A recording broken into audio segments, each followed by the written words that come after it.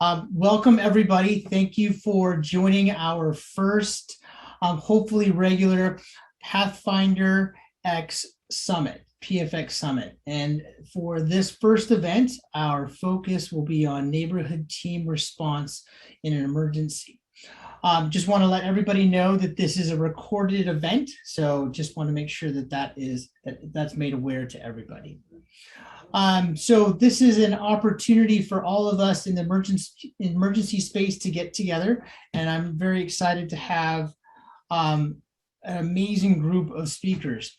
Just for a quick update and or introduction to who we are, essentially we're a nonprofit that is really dedicated to training and education in disaster preparedness and response. Our true mission is to try to reach out to communities to make sure that the communities are prepared in the event that a disaster happened.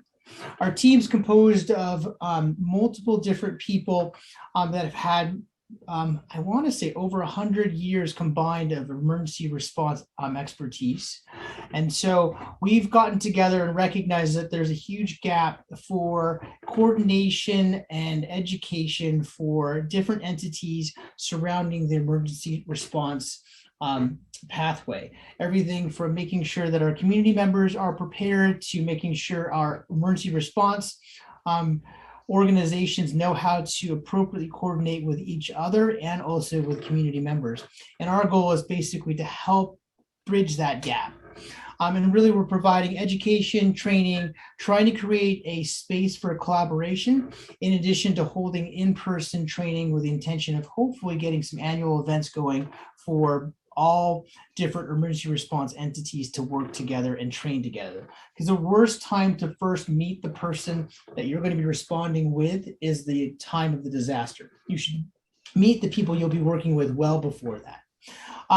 We are a nonprofit. We essentially volunteer all of our time. My colleagues have put a link in the chat. We would love for donations to help support our efforts. Any donation would be wonderful. All right, I'm going to hand this over to Kevin Lindsay, and I'll let him speak at this point to give a little bit more of an introduction to what we do. Hey, good evening, everyone. Thank you, Oliver. I appreciate that. So first and foremost, I want to thank everybody for coming tonight. PFX Summit is something we've been looking forward to, and we hope to do this on a regular basis. My name is Kevin Lindsay. I am a co-founder and director of operations for PathFinderEX. And tonight I'm just going to very briefly go over who we are and where we came from. Oliver touched on a lot of it, so I'll be quick. Next, please. As Oliver mentioned, we are a veteran-owned nonprofit organization, and we were really born out of the Pathfinder Minuteman exercise that occurs annually here in the state of Oregon. And this is a really cool exercise event that was a grassroots effort by just really concerned Oregonians who are looking for a place to come together annually, to learn from one another, to practice their preparedness and response skills, and to have an event where they could meet and greet each other. And so that event's been going on for over a decade now. And our entire board of directors has been involved in that event for many, many years. And we kind of had an idea a couple of years ago, hey, what if we could take the spirit of that event and we could bring it to communities here in the state of Oregon. And so that was the plan. Next, please. That's how we got our name. That's why we call ourselves PathFinderEX. The EX stands for exercise, and it's really just a reminder. It's in the compass up there to remind us of where we came from and what type of spirit we want to bring to training and helping communities. Our mission is really simple. We want to create community responders. And a community responder to us just means somebody who knows how to prepare themselves, prepare their family, and prepare their community, and somebody who knows how to get others help when a disaster occurs. And so that's really what we're focused on. We have 4 core values that we're really proud of: honesty, academics, service, and history. Honesty is pretty self-explanatory. I think we all know what honesty is. But what academics means to us is that not only do we bring our experience and expertise to the table, but we get to learn about the lived experience of those in the community as well. And then we pour that back into the training we do, and we consider it when we're building our products and when we're building our training events. Service is really important to us. I'm proud to say that a lot of our PFX board members and advisory board members have served in the military, but 100% of us serve our community in some way outside of PathFinderEX, which is really important to us. It's a core requirement to be on our board or our advisory board. And then history. History is not only about where we came from, but also about the community itself, the lived experience of community members who have survived disasters, or community members who are simply just preparing their community for disasters and taking those lived experiences, understanding them, and like I said previously, pouring those into the training that we do. Next, please. So tonight, I'm really excited. We have our very first ever PFX Prepared manual. These manuals are going to be coming out over the course of probably several years here, and they will cover many, many, many topics, and they will all be free to the community as a resource to you and your neighborhood associations or anybody who's interested in preparedness. The first one that's coming out that you can get tonight is what we're calling Neighborhood Ready. And this focuses on 3 simple preparedness concepts: prepare yourself, prepare your family, and prepare your community. Like I said, this is free. You can go to our website at pathfinderex.org/PFX products. I also put a link in the chat, and this will actually take you to our online store. But like I said, this product is $0 and 0 cents. You'll walk through the checkout process like you would with anything, but we won't get any payment information from you because this is a free resource for you and your community. There's also some other training resources at that link that you can check out. Those are free as well, and we encourage you to do so. So these manuals will focus on 3 simple concepts. Number 1, these are simple preparedness guides that provide you with the basics. This guide is functionally 12 pages long, very easy to read in less than 30 minutes, and it provides you with the simplest things you need to get ready right now. Next, it links you to external resources if you want to go deeper. So we know we can't get everything into 12 pages, and that's why we link you to credible resources on the outside of this manual. And probably the most important thing here, I hope this can be a tool to start the conversation. I can't tell you how often we run into people who think that preparedness means that they have to have a bunker under their house with 2 years of non-perishable foods, and that's just not the case. You are probably more prepared than you think you are. And it just takes a little bit of organization and contemplation on your part. So we're hoping that this manual can help those who maybe think they're not into preparedness or it's just not for them. Next, please. I would also be remiss if I didn't mention that we have a great 10-minute video featuring the experiences of our Director of Community Engagement here at PathFinderEX, Chris Webb, who was involved in not only wildland fires in 2020, but COVID as well. He's a member of the National Guard outside of PathFinderEX, and he did an interview with us. Great content, and that, again, is in the chat. If you have any questions, comments, concerns, any feedback, or you just want to say hello to us, feel free to reach out at info@pathfinderex.org, and we're glad to have you here this evening. Back to you, Oliver. Thanks, Kevin. All right, so thanks for joining once again. We have a great agenda. My name is Oliver Wisco. I am one of the founders with Kevin with PathFinderEX, and I just wanted to also say a quick thank you to the Osteopathic Physicians and Surgeons of Oregon who are supporting this event for us. So thanks to the team that helps support the medical response within the area and the medical infrastructure. So thanks to OPSO. And so for our agenda today, this is going to be a 3 different talks that essentially give you the basics for emergency response and integrating with the community. And so we're going to lead off with a talk that gives a little bit of experience within the Hurricane Katrina setting.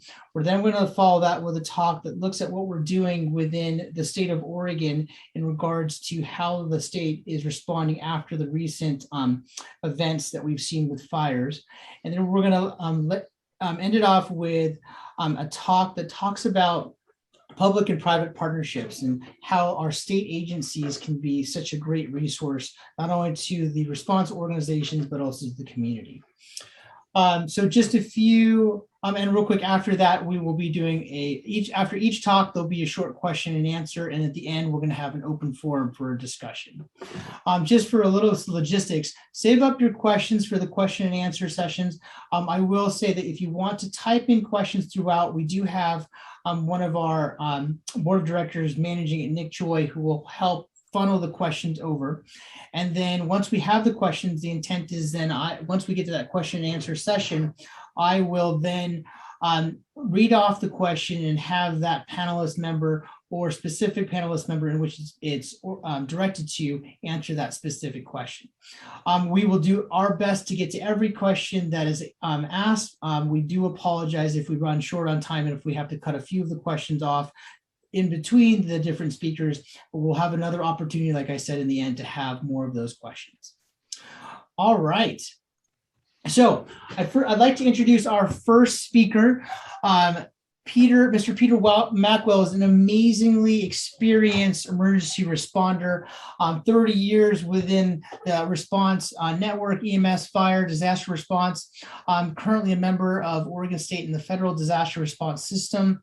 He's served multiple roles, probably has more experience than anybody that I know in the civilian capacity to do emergency response. So at this point, I'm going to hand it over to Peter. Peter, thank you for joining us. All right. Thank you, Oliver. Appreciate that very robust introduction. What I wish to talk about tonight is no matter how big the disaster, whether it's of Hurricane Katrina, Sandy, any of the hurricanes, floods, it all comes back to, the subject line here. It's neighbor helping neighbor. So I wish to, take a little trip through a continuum, show you some examples of larger scale responses and how it ties it back to the community and to this guiding statement here, neighbor helping neighbor. Next, please. So by way of an introduction, to add on to what Oliver said, I'm a paramedic. I'm also an intermittent federal employee, work for the Assistant Secretary of Preparedness and Response within their incident management team. Currently go out there as an ops chief to federally declared disasters and other national special events. The two most recent events I was on was receiving people from Wuhan and some of the very early incoming flights. We were set up at Lackland Air Force Base in Texas to on an isolation and quarantine mission. And then my last deployment was actually at Yokohama to help get the Americans off the Princess cruise ship there. And since then, I have been firmly enmeshed in Oregon Health Authority, which is where I work as a pre-hospital planner, and have been in a couple of different IMTs. They have stood up there to help Oregon get through this COVID event.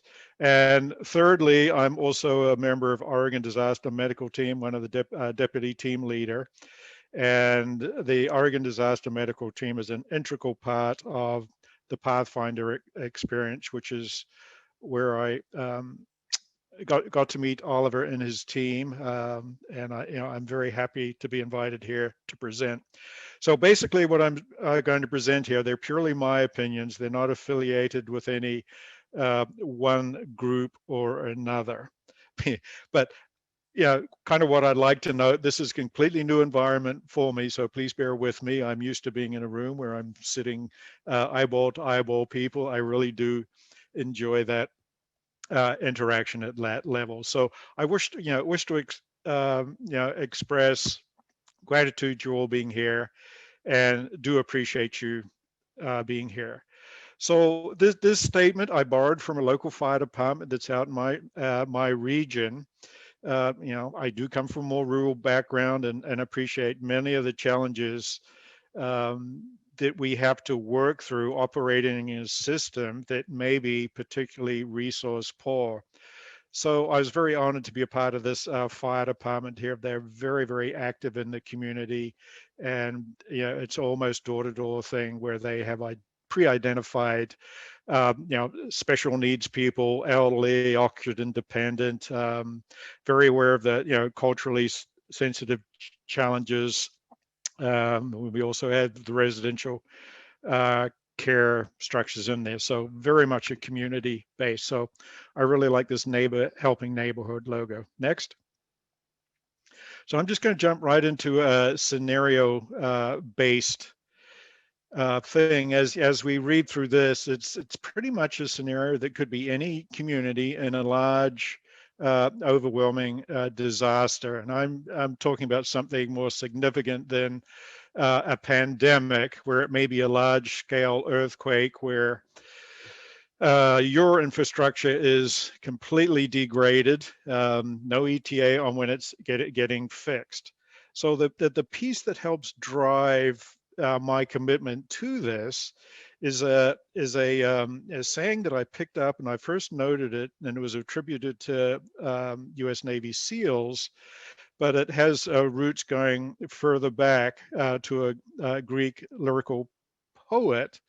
And this phrase has always stayed with me. It's, we don't rise to the level of our expectations. We fall to the level of our training. And that has really rung true with me through this whole continuum to prepare for disasters, respond, and then get into the recovery piece. So I think the biggest things that I would pick out of here, if we're talking at a team level, it's the communications are degraded. And the number one thing for us to be able to help people is, how do you get your team together when there's no internet, there's no cell phone service?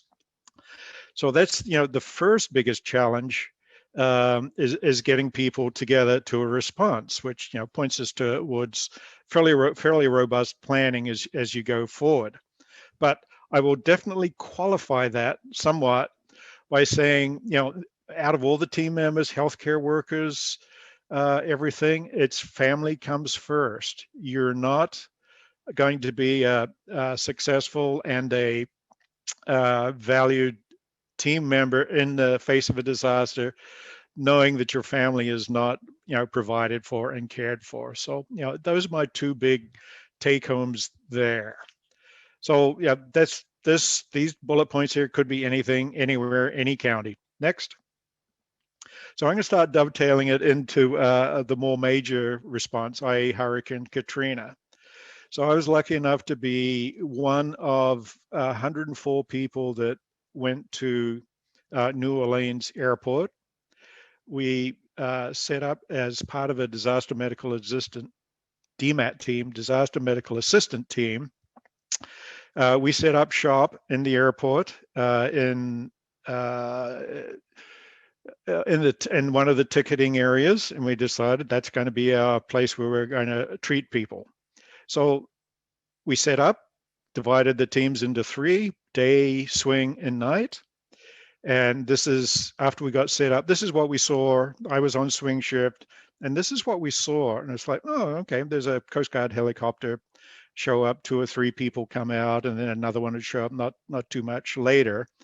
So probably 3 hours into this, we started operations around midday. 4 o'clock, they came downstairs, knocked on night shift door, knocked on swing shift door, and actually there were no doors because we're sleeping on the baggage claims in the baggage claim area on the conveyor belts, and said, okay, your shift starts now. So that was the beginning of a 36-hour straight shift. So next, so we went from one helicopter coming in odds and ends to probably the middle of the next day, just helicopter after helicopter coming in. So the military at the Department of Defense at this time was fully engaged. And ultimately through this process, there were 160 rotor wing assets that were on the flight line, all bringing in people. So this is a high level response, and things were very overwhelmed there. So next. To give you an idea of the magnitude that we faced, this is part of the room there. And we had everybody divided up into green ambulatory people. And at any given time, there was probably between 400 and 700 people waiting to be seen. And we're not even talking the higher acuity level. Okay, next. So just another snapshot, compounded to civilians, just coming in as they could. We started seeing busloads of civilians, from long-term care facilities, nursing homes, et cetera, started coming in to add to the chaos. And believe you me, it was kind of a controlled chaos. Logistically, we ran out of some of our scheduled medications, our narcotics, in the first night. The Department of Defense came to the rescue there to resupply us. But just to give you an idea of the magnitude of the response, in our first operational period, and it wasn't even 24 hours, we treated and prepared about 1,500 people for transport. Next.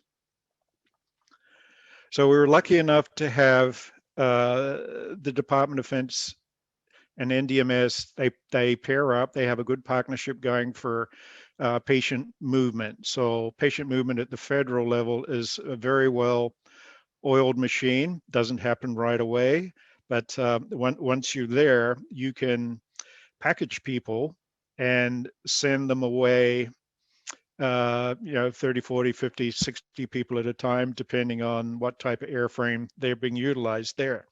So some take-home messages that bring us back to, our preparedness. And here are some caveats. If you're preparing a patient for any kind of transport that is, mainly military-based, and people on a stretcher, you're going to have stretchers. You're going to have 2 straps per patient. Highly recommended to place a chucks or 2 under a person, because in the C-130s, they end up stacking the litters, I think, 5 high. So you can imagine accidents that may occur. And another little handy take home is not all stretchers are equal.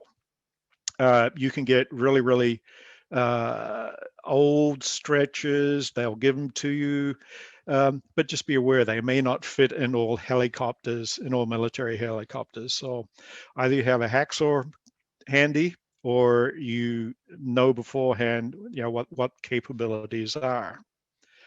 Okay, next.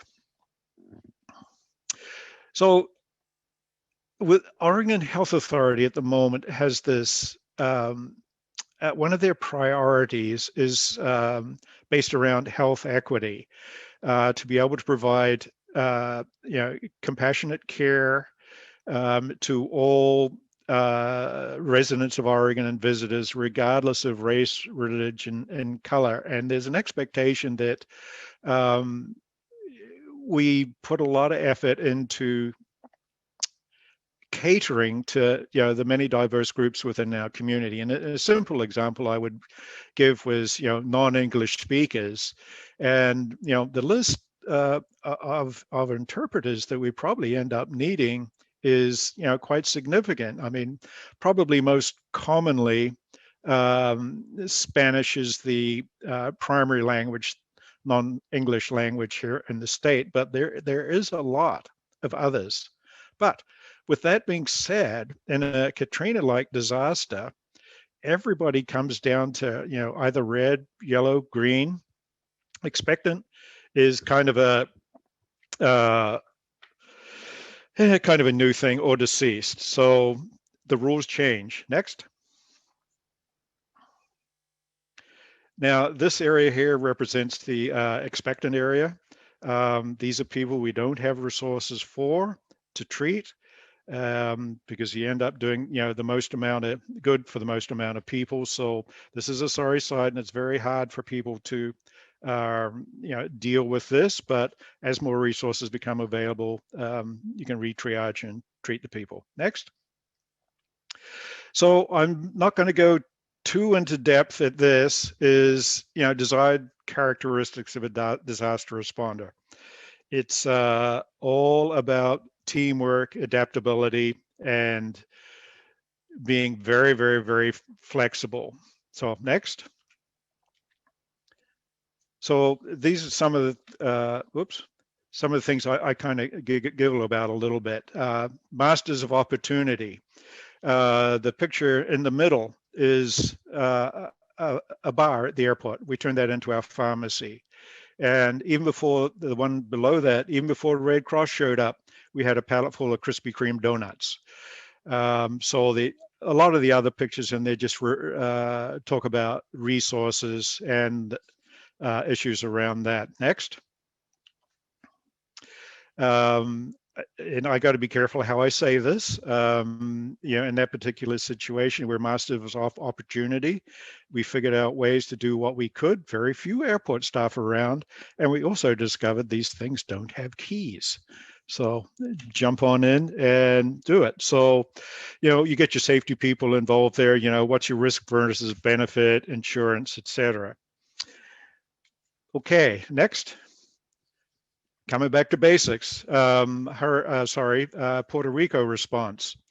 Keeping it simple. Here's a straight up Google map. Either we went to that end of the island by air or we drove to the other. Next. And this is what we based the whole Puerto Rico response off with this map, keeping it very, very simple. You don't need all the bells and whistles, computers and everything to make things work, which that graphically serves. So as a very good message for me there, you don't need all this stuff. You just boil it down to basics and where you go. So let's just skip the next one in the essence of time. More than happy to make these available. So I'll come back to community values. This was in American Samoa, the earthquake tsunami they had down there. Very, very, very good community values. I believe we could stand in the States, we could stand to learn a lot from what they bring there. So it was very heartwarming to see how the community actually pulled together. Next. This is also another picture from American Samoa, and whereby we co-staff their EMS service there. So develop your relationships with your communities, whether it's fire, EMS, because they get run ragged around the clock. They need some relief and assistance. So what can be a win-win thing? What can be the arrangements you have with them? Next. So timeline. I'm not even going to guess at what times should be represented here. I know it varies significantly. I know that you should probably have 2 weeks of goodies to support you and your family before you can even look at this continuum here. The bottom line is, don't expect resources to be coming real quick that you haven't already developed in your own county. You're looking days and weeks, and possibly weeks, depending on how rural you are. So I think that particular picture there represents a good timeline, a good thing to ponder and look at as you prepare in your county. Okay, so I'll just leave it at that. There's much more I'd love to share with you, and this comes back to what Oliver was saying, alluding to earlier. It's like, hand out your business cards now. Don't wait for the disaster to be upon you. So I'll just leave that at that. I'm more than happy to answer any questions you have, and always available to help the community at any which level, whether it's through Oliver's Pathfinder group or if you track me down individually, more than happy to be of assistance. So thank you, one and all. Thank you so much, Peter. Those are some amazing photos of a response that people fully recognize was so chaotic. One of the questions that comes up is, what can neighborhoods do, particularly in the setting of the disparities? So the question that was asked was, what can neighbors do to help neighbors from the health equity lens that you mentioned? Some of the things I've seen is, within local rural, fire departments, volunteer fire departments, go out and recruit, non-English people. Identify the areas in your community that, need some more equitable solutions, and reach out with other community-based organizations. Don't be afraid to look under every rock. Maybe some of the faith-based organizations have better connections there. Another good place to start is some of the clinics that cater to migrant and seasonal farm workers, for example. Generally, they have pretty good outreach programs and are connected to the disparate groups within the county, which goes a long way to help address the equity issue. I don't have all the answers, but I think that's just a place where you could start, is continue looking under the rocks in your community. I think that's such a great statement of that. Continue looking underneath the rocks, because most people have no idea, or most organizations or communities don't actually have a true idea or a true understanding where their threats really lie. And I really like the statement that you had made. We fall to our level of training. I think that's so significant to think about from the neighborhood perspective. Let's take one last question if there's anybody out there that has a burning question. Otherwise, let's move over to our next speaker. But if anybody has one more question, please feel free to throw it in the chat, or even as you're going through or listening to the speakers, feel free to put them into the chat so we can watch them, and then I can then moderate those questions when we get to the end.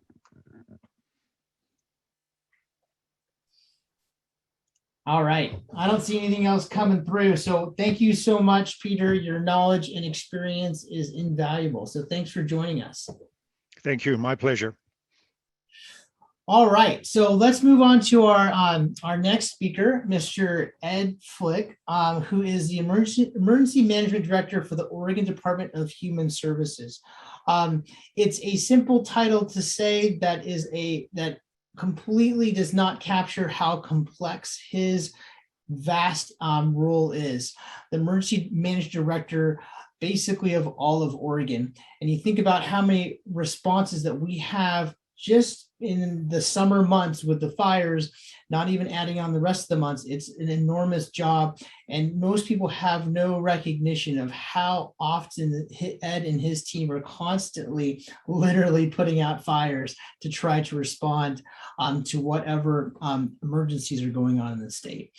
Ed has an extensive background, retired military, extensive years as an emergency manager, now moving on to the management of the entire state of Oregon.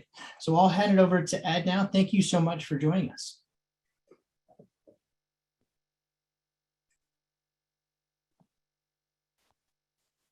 Hey, thanks a lot. And just for clarification, it's the whole state, but really it's only the human services side of things. So really the mission we have in the Oregon Department of Human Services Emergency Management Unit is to minimize the effects of disasters on people. And we do that with a whole host of partners, and a close partner of ours is really Oregon Emergency Management. So the director there, Andrew Phelps, who's the conductor of our orchestra, lines us all up. We have our role to play, and it's really, again, focused on the nexus of these terrible hazards and threats and how they can impact communities and sometimes create disasters. True to the theme here, I really am wholly committed to working through by and with local communities. It was a hallmark of our approach when I was in the Army, and I've seen it just in any number of circumstances that help from outside often gets here a little too late. It may not bring all the right stuff, and sometimes it doesn't leave soon enough. But really, it's really the wisdom and knowledge of the local community that is the guiding North Star in any response. And our job is really to understand how we can plug in with those local resources. And so I just love the idea of creating community responders. This particular story starts in Labor Day before last in 2020, and that's a picture of Detroit, Oregon. And during my time in Marion County, we'd spent many days in what used to be the town there. About 50% of my time as a county emergency manager was focused on how do we protect the people up in the canyon from fires, floods, and ice storms and all kinds of things. So, it's a message that disaster can strike anywhere in Oregon. When I first came here after retiring from the Army, the county commissioner, he told me, it's good news in Oregon is we don't have a lot of disasters. The bad news is we're not really all that prepared for them. And sometimes it's hard to mobilize people's interest to be prepared because disasters aren't necessarily in our experience. I'm not sure that that's a challenge we have anymore in from what we've seen in the last 2 years, but I really appreciate the organization's focus here on building that capacity. Next slide. So again, Oregon Department of Human Services has a role, and we're one of 18 different emergency support functions under the state plan. And ours are really there on the right: shelter, food, first aid, distribution of life-sustaining supplies and equipment, information, water. We move into recovery. We start talking about human services recovery and how do we help people, rebuild their lives. And so we really, though, every day live in this need to help people to provide those base level of resources they need to be secure. Regardless of how big our unit is, we can't do it alone. And so at the end of this is some ideas on how individual community members and organizations can become involved, because at the end of the day, we are all about partnerships to meet the needs of Oregonians. Next slide. Just some guiding principles. When we think about our communities, in every case, in every disaster I've been involved in, both here and overseas, they tend to impact communities that are already a little behind for a variety of reasons, but they tend to make these inequities really worse. We have to understand that and understand what are the conditions that make communities predisposed to be impacted more than other communities. And so one of the first things that a person can do is to understand who in their community may need a little bit of assistance. And that really starts at the local level. We talk a lot about community preparedness beginning at home. And then the next thing you do is you go outside and you look up and down your street and you think about who needs help first and where do you go. And so both at the individual level and the community level, understanding your community is the first step in understanding where you should go first to try and help.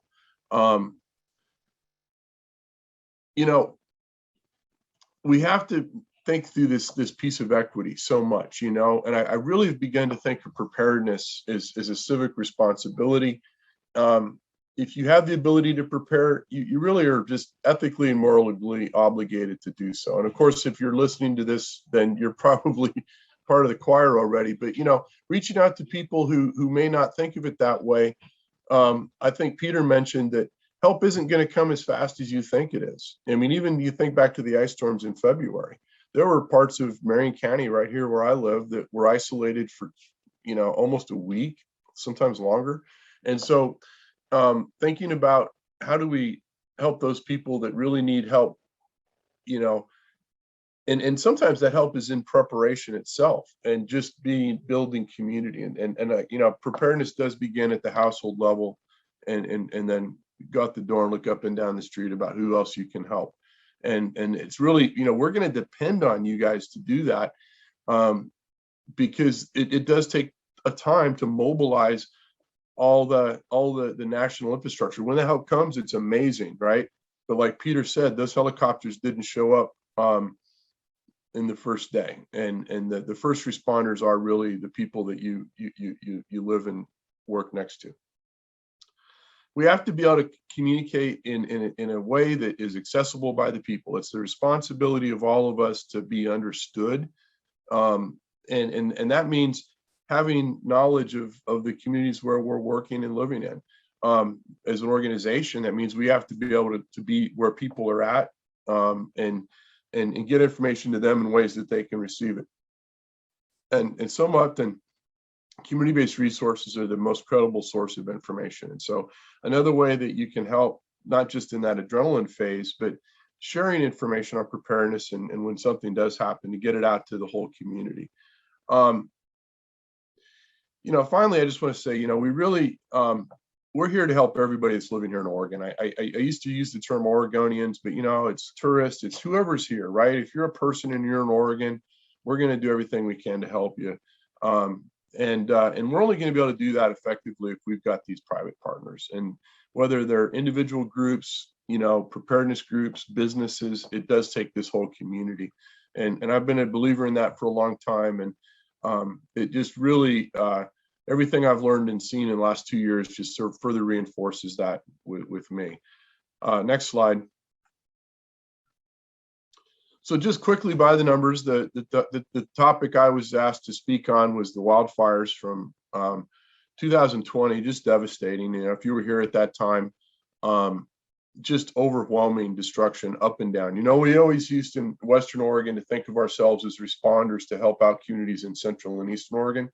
And here, when you had basically fires up and down the entire Western Cascade region and every drainage, it was just amazing, right? We started off with just a couple of people in the unit, and now we've grown, and as the emergency management has grown enterprise wide, and 4,200 Oregonians. Who we always used to think of sheltering in terms of maybe 10 or 15, 20 people. Maybe they stay for a couple of nights. Unprecedented in its scale. We still have about 800 people that were sheltering from the 2020 fires. And you add to that some folks that were sheltering now from 2021 down in Klamath County. Huge logistics efforts. I mean, 1.5 million meals now. That just keeps going up. We brought in state and federal resources. That's one of the roles we have, is to be the interface between local and federal effort. And I got to tell you, there's a lot of resources out there, but they never come as fast as you'd like them to. And so key to our approach has been contracting with community-based organizations that know their communities the best and that can really work with those members of the community and really reinforcing that effort. And in a lot of ways, that's been, bringing state dollars and putting them to work in local communities. Next slide. So leaders' intent, we operate under leaders' intent. We got to invest in community. And I think, like Peter said, we need to do it on blue sky days. We can't wait till after the disaster to try and sort these things out.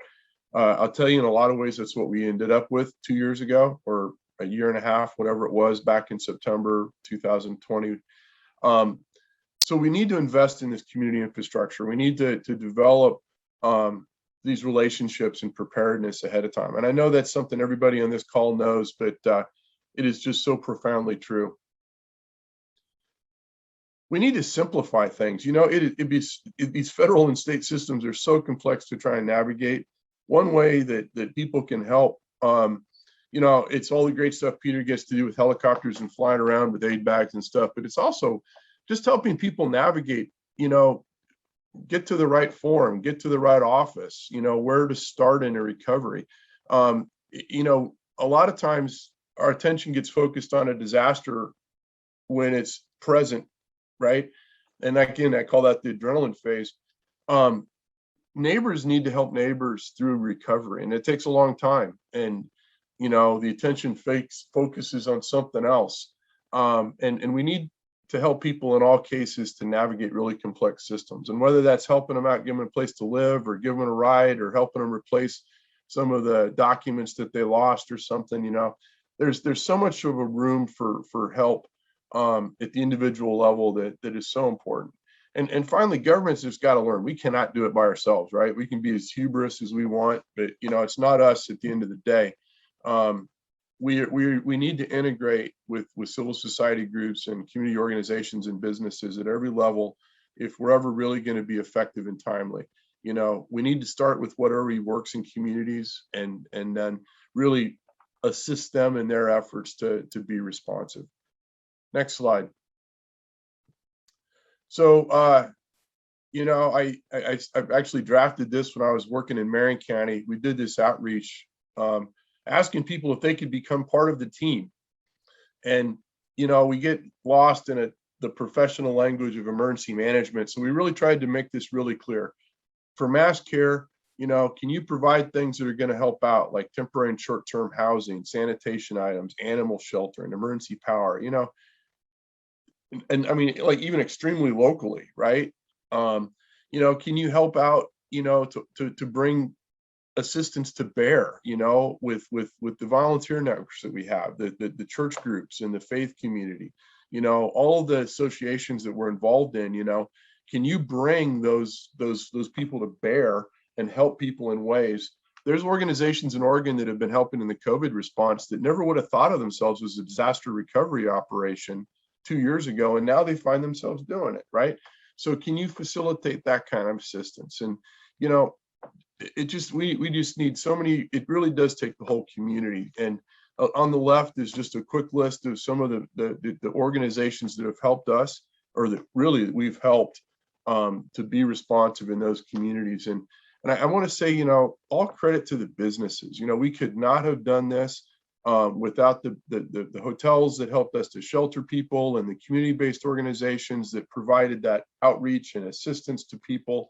The restaurants that have delivered, those 1.5 million meals. It's taken that private sector approach, whether it's nonprofit or business, along with the civil society groups, to make things happen, right?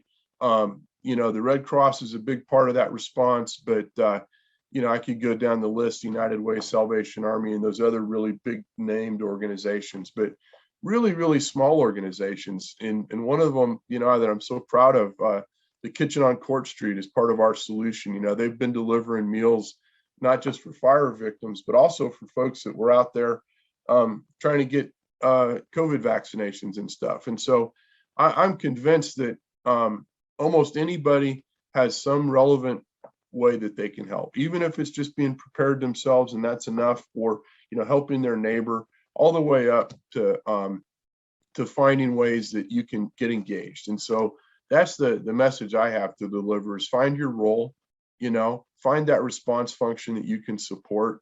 And you're going to find, I think, across the emergency management enterprise, that we want to partner with you. And so that's the only way that we get through this that'll ever work. Next slide. I can't ever talk about preparedness without talking about Cascadia, because we live in the Cascadia subduction zone area. All the neat natural features we like, the Cascades and all that, is all because of this. Things that we've learned in the last 2 years have put us on a path to be more prepared for Cascadia. But if there's any other thing that really drives a local response, we are going to be isolated for 2 weeks, and we need to be the agents of our own response and recovery when it comes time to respond to this hazard. And so that is our Super Bowl. That's the thing we have to keep our eye on. The state just received some great data that's available on the State Resilience Officer's website. Mike Harriman, whose job is earthquake resilience. We've learned, they looked at the impact of earthquakes on roads and airports and seaports and things like that. It's sobering. You guys need to go check that out and look at what it means for you locally. So that's the call to action. Be prepared yourself, understand the threats and hazards, make a kit, have a plan, and then start working down your street. And if you have an organization that can come to the aid of others, we want to work with you. So that's the open door. That's what we're about. Thanks, Ed. Incredibly informative talk, hit on so many important points. The biggest issues that we face as communities is just not recognizing what threats we actually have. And your comment that disasters accelerate inequities, I think, is just so powerful of a statement. As a physician and thinking about the world in which I live in, and anytime we have a genetic abnormality or even some type of dysfunction in our body, it really doesn't fully manifest until we have some type of significant stressor placed upon us. And that's at the individual level. And as you've clearly articulated, that's at the community level as well. And if we think about us as one essentially one large entity that has to work together to truly function, we have to understand those inequities. And you made a really good comment that the people that need to hear this are probably on this call, are probably not on this call. What would you recommend to the community leaders that, and which is our audience is clearly put together of many community leaders, particularly from the Eugene area, of looking at how they can improve their response network? What would you recommend to those leaders of how do they engage the people that don't truly know that they're at risk or don't truly understand that they have to be a part of this larger functioning entity? Well, the great news in Lane County, you've got a wonderful county emergency manager, Patience Winningham, who's just she's from the community, and there's so many great organizations down there that are engaged in this that you can get involved in. If you're not, if you are, then I think what we have to do is sometimes the ideas are so big and it's so scary, it can create a sense that there's just no way we can make progress. And we have to understand there are legitimate pathways to action. We need to find those things, find those little steps, and separate hyperbole from fact, and just break it down. And oftentimes, we say we don't know how prepared we actually are. I think Kevin said that at the opening. I think that it's just finding those examples of being prepared. It's those simple things. Do you have 2 weeks water? Do you have your documents in a way that you can retrieve them if you need them? Do you keep your car somewhat full of gas? But it is practice. Your preparedness is so temporal, right? I myself in my own household have to constantly remind myself to go through the steps. And so it really is, it's about finding those little steps and demonstrating those, and not being afraid and bashful of sharing this with other people.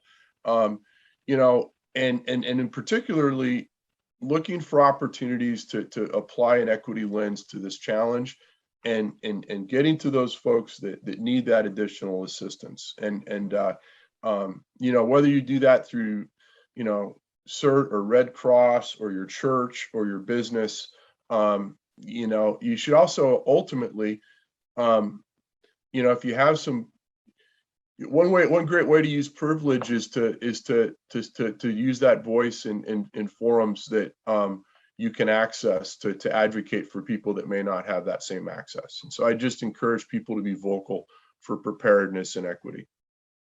Great, thanks, Ed. It's a message you really can't say it enough. Thank you so much. There's one more question in the chat. Does the Oregon Health Authority talk about homelessness as a disaster that needs attention? Do you have any thoughts? So I can't speak for OHA, although I used to work for them, and I was a colleague of Peter's for about 1.5 years. But at Department of Human Services, we understand that homelessness is context, right? Anything that happens, it is endemic. It's a challenge that we face, and it complicates our response. But we are genuinely committed to equity. A disaster is really it's when systems break down. And in emergency management, we tend to think of that as usually from a human caused, a technological, or a natural occurring phenomenon. I think that homelessness is a cultural crisis, and it's so interwoven with behavioral health and healthcare and other factors. I think as emergency managers, we have to understand that that's part of the community that we need to serve, and we need to understand that if we can do things to address the underlying conditions that make all of our communities more vulnerable, a benefit could be that there's maybe some solutions for some of those problems that weren't proximately caused by a disaster. Great. Thanks so much, Ed. We absolutely appreciate you being here to talk to our group. highly informative. And once again, one of the purposes of this meeting is, in addition to the education, is it's the collaboration. It's the convening power to put people together that work in this space. And it's wonderful that the people that are on this as attendees get to see the leaders that are actually running these events. So thanks so much, Ed. It puts a face to a name, to a directorship that will help the other people in the communities better understand who they're working with and how they can respond. Thanks so much for your time. It's my pleasure to participate. All right. So I have the pleasure of introducing our last speaker. Sonya McCormick is the Public and Private Partnership Program Manager for the Oregon Office of Emergency Management. She's worked in multiple areas within the response entity, within the government, everything from epidemiology, environmental health, and emergency management. Extensive education background in this space, one of the premier people working within emergency management. And just from the education standpoint, she holds a master's from University of New Mexico State University in bioterrorism. Obviously a field or a event that we don't ever want to deal with in our state, but the experience that she's gained from that obviously can be translated down to the lowest level and types of emergencies that we can be dealing with. All right, so I'll hand this over to Sonya. Thank you so much for joining us. Absolutely. Thank you so much. So yes, I am the Public-Private Partnership Program Manager for Oregon Emergency Management. And I'm going to talk to you tonight a little bit about what my program does, how we engage with other state agency partners, and also with businesses in the community throughout the state. So next. So just a quick visual for you, what Oregon Emergency Management does. So we truly serve as a bridge between problems that happen and solutions that can occur. And this bridge essentially works to connect local and tribal emergency managers with state agency partners. Next. So here's our website. I just wanted to share with you, you can see there are a lot of different programs that we work on. There's a link there available that you're welcome to. And, you know, we have a lot of folks engaged in emergency management. Right now, we are in the office of the military department with the state. But recently, I don't know if you've heard the news, we will be becoming our own state agency in 2022, which is really remarkable. There are only a few other emergency management departments within their own entity in the nation. So it's quite the compliment. We're really looking forward to that. In addition, we're going to be adding probably about 30 folks to our current contingent of around 50. So it'll be a really robust, I think, response and probably response to everything that's been happening the last few years. Next slide. So I wanted to share with you, there's also a link in the chat. This is our leadership brief applications. One of my favorite tools. I actually use it pretty regularly. I am on call with Oregon Emergency Management, a 24/7 on-call duty officer, and I actually look at this all the time. So you're welcome to. It's free. There's a link right there. It gives you just a brief of what's going on in the state. Everything from earthquakes and fires to flooding, and it's a great tool. Next slide. And I wanted to share with you my favorite, I think, image in the weather is has to do with the wind. And a lot of our folks there at Emergency Management actually put this up, and it moves around. You put it up actually on the side. It's like a lava lamp. It's very relaxing. So if you're interested, I highly recommend you check it out. Next slide. So what do I do? My public-private partnership program, our goals are increasing emergency preparedness planning within the private sector and the local community there, the businesses in the local community. I involve the private sector in disaster response efforts in Oregon and really foster trust within that community. I also engage and support the private sector in disaster recovery operations in Oregon. Next slide. So it has been a busy year, and by year, what I mean is more like 20 months. We've been remarkably busy. There are highlight of pictures for you, but I'd like to go over a few things that have happened, how we've engaged the private sector and also state agency partners. So next slide.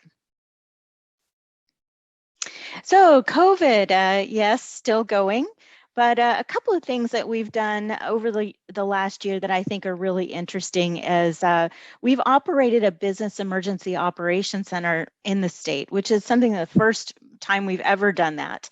And what that meant truly is that my program engaged with the private sector in all kinds of different topics, and I'm sure some of these look familiar. Supply chain issue, of course, is one of the key components. And if all of us remember, and still actually, I think if you go somewhere and look for toilet paper, there's an issue, right, with that once again. So what I did actually last year is I pulled together a group of grocer partners specifically within Oregon that was partners from small grocer businesses to larger, more national chains and their business continuity directors. And I pulled together state agency partners, and we got together on a call and said, hey, what's happening? You know, tell us what you're seeing. Are there any red flags? Is there anything we can do at the state level to make your lives easier? And that way you get product to the community faster, right? One of the examples of a solution was, as I'm sure you remember, the ability to pump your own gas. So the Department of Energy were on those calls, Department of Transportation. One of the issues that the grocers were running into is many of their folks staffed the pumps outside the grocery stores, and they needed those folks to come inside to work the shifts. With the lack of folks getting sick and different things. So that was passed, that was done. We did the waiver, and it lasted quite a long time, as you remember, and it was really a great help to them. So that's one way that we were able to support that community and get folks their products faster. So that grocer partner call was wonderful. It provided a situational awareness, great opportunity to mitigate issues, and we're still doing that call. I have one next week actually, just to touch base, finding if there's any products or issues that might be looking forward into the fall and winter that we need to know about. So next slide. So the fires, and I appreciate my colleagues' extensive information and conversation about it. You know, those, of course, $1 billion disaster in Oregon, the largest fire disaster in Oregon. What my program was able to do was link a little bit early with Department of Human Services and Ed, chat a little bit about what we can do with private sector folks in housing options.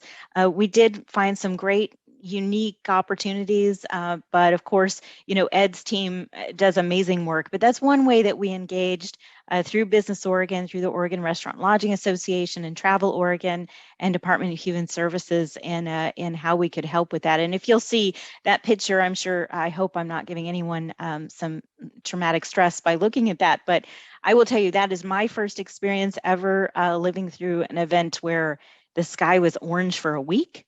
You know, rained ash, you know, definitely added some empathy, I think, to my own experience with disasters. And, you know, it only encourages us to work. That image is something I took outside my office window one day when we deployed in to work that system. So next slide. So we go from COVID to fire to ice.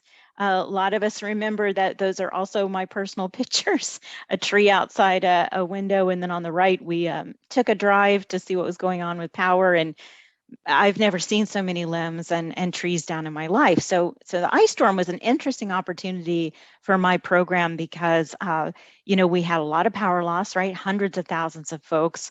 As we know, the cell towers, a lot of those towers, the power went out. And that was an interesting experience because, you know, they have backup power, but that backup power needs fuel. And so we were within days, perhaps, of losing a significant amount of cellular coverage had it not been from our communication leads and the private sector pulling together, the local private sector companies pulling together and ensuring that there was enough fuel and enough backup so that those cell towers did not go down. So that was a pretty intense experience. And also, one of the opportunities that I had with my program is to connect with the Public Utilities Commission and the Oregon Restaurant Lodging Association, Travel Oregon, and Business Oregon, and finding housing for the hundreds of linemen that were coming into the state.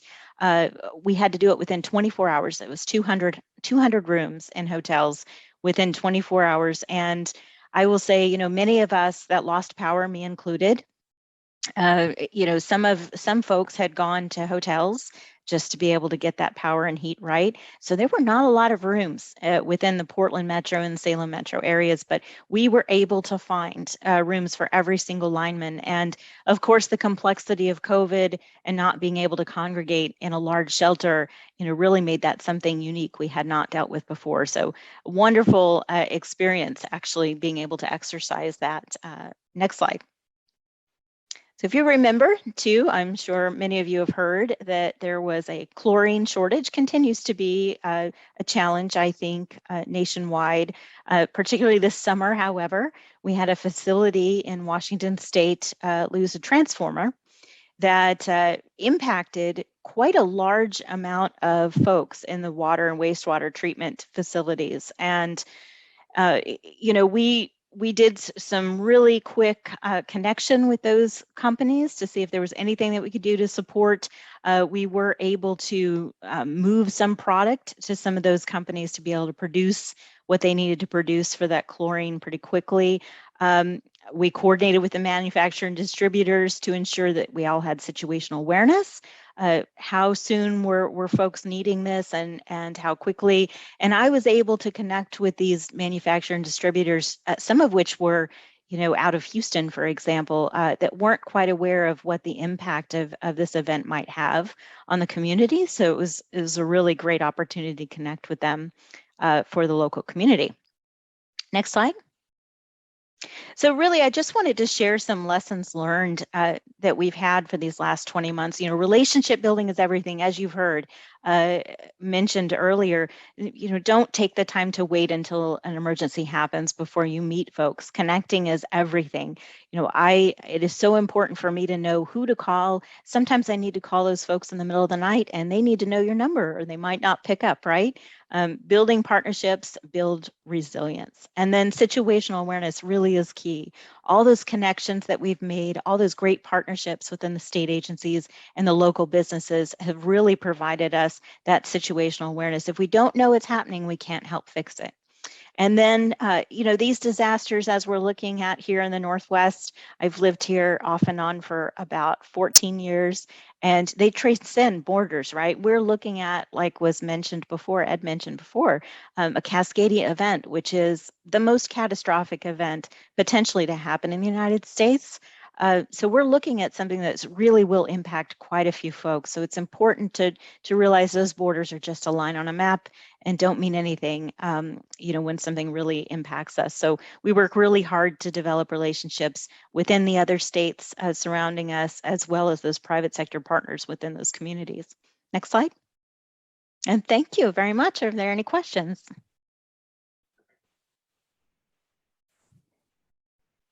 Thank you, Sonya. Wonderful talk. It's, the thought process when you're in an emergency of trying to figure out your supply chain. If you're in the moment and you don't actually know what your resources are beforehand, it's just horribly chaotic.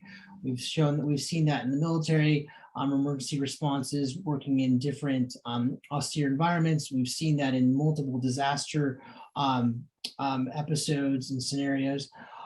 You talked a lot about partnership with different businesses. What are you guys doing from the perspective of thinking about your supply chain and thinking about the businesses that potentially will need to be partnered with, and thinking about the different types of disasters that we would face? Have you guys, what have you guys come up with? What algorithm have you developed? What type of partnerships have you developed? And then how can the community members help you with that? Because yeah, go ahead. That is a fantastic question. And I will say, particularly one of the things that I've done this last month, based on what we were seeing with the supply chain, and particularly the medical supply chain, is I pulled together a call. The coordination calls are just great, right? Because folks typically can join them. They're quick, and we get a lot of awareness just from those quick calls. So I've pulled together a medical supply chain call that involves folks like not only the Amerisources and the Cardinals and McKessons of the world that create all these products and distribute all these products, but the UPSs, the FedEx, the ports, talking to them all together. What are we looking at? We've heard a lot in the news about, cargo ships off the coast and what they're bringing in. And then we've talked to medical companies that say, what shortages are you seeing? Simple things like oxygen canisters, for example. Who knew that was a backup and an issue? And what that boils down to is a shortage of steel. So it's actually really remarkable how these all are interconnected. But really, it's those calls and those connections that we're making, and being as flexible as possible, right? Because different things pop up. One thing that's great about emergency management, if you're just getting involved, is you learn a lot about all kinds of different things that you would never know exist out there. And what we've done is pulled together folks, national folks, local folks, private sector, in addition to those state partners, on one call. Oregon Health Authority is on that call with me as well, saying, what are you seeing? What can we do? And, are there any red flags looking forward? And I will say the supply chain's definitely complex, because looking forward, we know there could be additional hinges, right, that might be a challenge. And it's important to get started now, looking ahead. And, initially 2 years ago, the National Business Emergency Operations Center was activated, where FEMA and CISA, the Cybersecurity and Infrastructure Security Agency, hosted calls that were similar on a national scale. And because those stopped, I thought, hey, why not in Oregon? We'll just host our own. And luckily, folks are really engaged in wanting to be a part of that. I would say any private sector folks that are interested, in businesses that are interested, send me an email and I will add you. I host a listserv where I use that to alert of any incidents that are happening. From that listserv too, I pull together folks for these calls if needed. So I definitely would love to hear from anyone. That's great. I mean, I think just that alone, particularly the people on the call, if they know that that it's completely legitimate for them to put your contact information out to different partners so that they can get on a larger list. Obviously not home information, but professional information. I think that would be wonderful. I think that'd be a great thing that the communities can advocate for that integration. Thank you for that. And I will say too, I mentioned the fires. One of the things that I did during the fires is hosted a business and industry coordination call with FEMA, in coordination with FEMA, and we invited businesses from all over the state. We had several hundred attend. So that listserv was one of the ways that I announced that was happening. So thank you for that. Yes, please. What I'd like to do now is I'd like to move into just an open discussion for our attendees, along with our speakers. So Sonya, Ed, and Peter, if I can make you available, I'd love to throw out one question to start the discussion. And I'd love to have each of you address this question. But while we're answering this question, if anybody or any of the attendees have a question or something what they want to talk about, please put it into the chat so I can moderate that for you. But one of the things that we think about in PathFinderEX, and thinking about our neighborhoods as resources, we think about and we try to encourage the thought process around neighborhoods as functioning as warehouses of supplies, skills, and abilities. So thinking about how you would think about it from the emergency management side, the partnership side, and also from the response entity side. So how would you help encourage the different neighborhoods to prepare themselves or to conceptualize themselves as significant resources, not just to themselves, but the entire larger emergency response? Why don't we start with you, Sonya, if you wouldn't mind taking that question first? Sure, yeah, absolutely. I will say in my own neighborhood, one of the things that I've done, we connect with a Facebook group. I'm not advocating necessarily for Facebook or whatever they just named themselves. I saw that, but I don't remember it offhand. But either way, it's a great way to connect. That's one thing that I've actually used to push out to my neighborhood of alerts and emergency events. And, when thank you, Nick, at Meta. Okay. So I've pushed out emergency events when we had the fires. I pushed the information out to that group so that they knew what was happening. We have about 400 folks on that group. It's a wonderful way to connect. Another thing that I do is talk about our 2 weeks ready program, and just how important it is to have as many supplies as you can within your home as possible. Now, I know a lot of us don't have the space. I know I've lived a lot of my life without space or time, to put that together. But if you do just a little bit at a time, that it really works. I also recommend putting things in your kit that you like.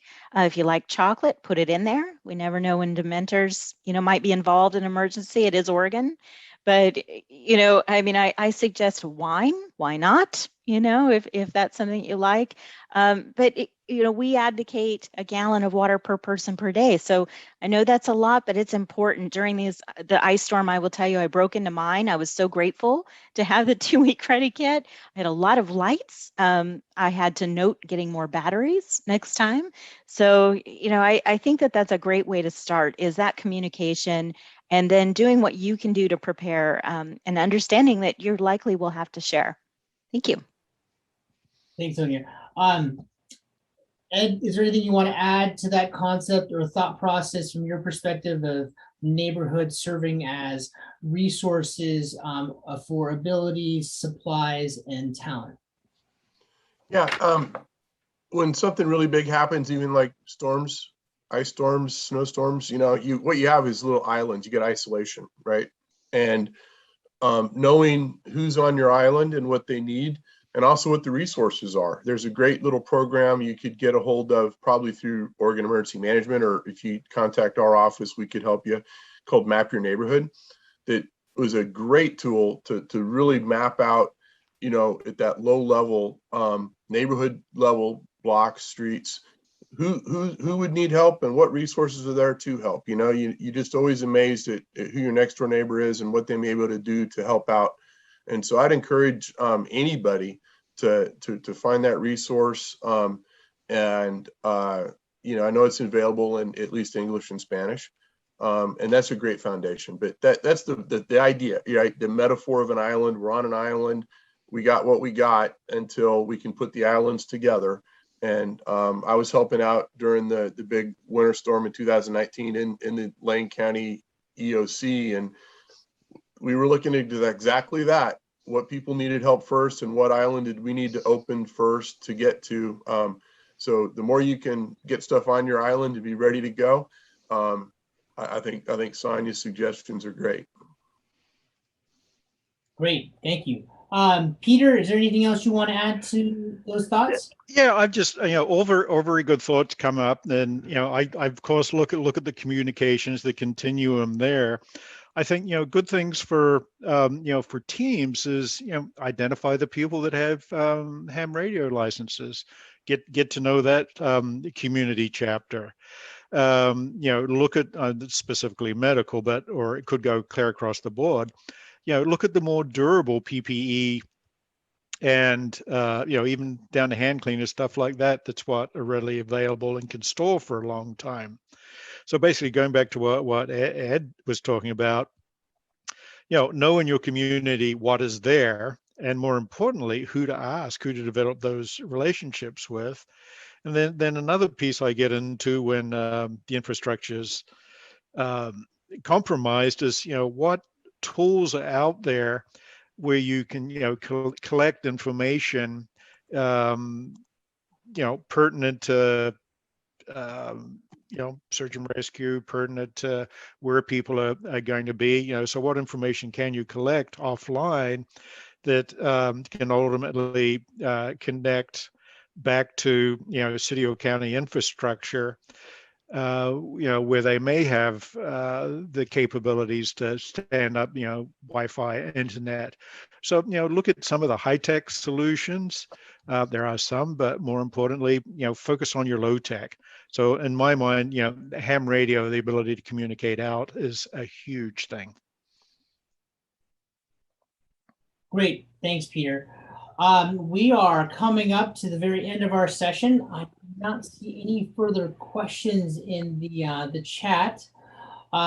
So I just wanted to once again thank our speakers, Sonia, Ed, and Peter. A wonderful job. Thank you so much for taking your time to communicate with our communities. It's so great to be able to put faces to name, to know who our leaders are within our state, that we hopefully will not be interacting with soon at the community level. But the reality is at some point, your names will be more prominent than they want, but will be from the perspective of the teams that will basically be making or leading the teams that will be helping the communities. And can't say this enough, we just need to make sure that our neighborhoods are prepared. Getting to know your resources, getting to know your weaknesses and your threats. It's just so critical that we do this in the prevention stage rather than in the response stage or the adrenaline stage, as Ed had stated. I really like the concept of thinking about it from the perspective of simple. Simplify your processes and simplify your solutions. And I think that if we could think about the neighborhoods of training to that thought process, avoiding the complex, it's the simple messages that will make the biggest difference, I think, for the communities when we actually have the response, because it's things that we can all remember and know how to do. But thank you so much. It was wonderful to have everybody on. I think this is just an incredibly successful first PFX Summit. And once again, thanks to everybody for participating. I want to also shout out one more time to the Osteopathic Physicians and Surgeons of Oregon who supported this event. Thank you for providing us with a platform to be able to have this discussion. So I wanted to close the event with this video that we put together. And I will hit this button and I thank everybody for their time tonight. Let's see if I can get this to work. Here we go.